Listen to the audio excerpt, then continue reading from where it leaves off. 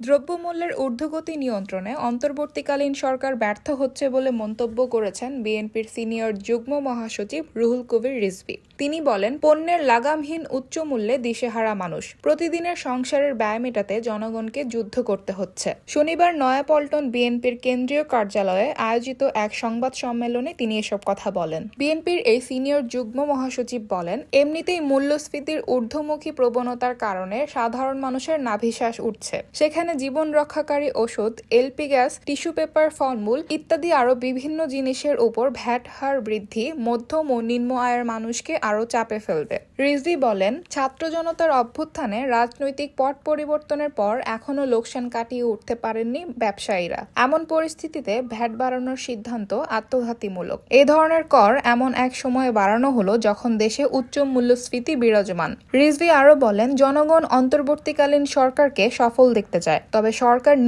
নিজেদের সফল দেখতে চায় কিনা মানুষের ক্ষুধা নিবৃত্তি কার্যক্রমের মাধ্যমে সেটি তাদেরকেই প্রমাণ করতে হবে।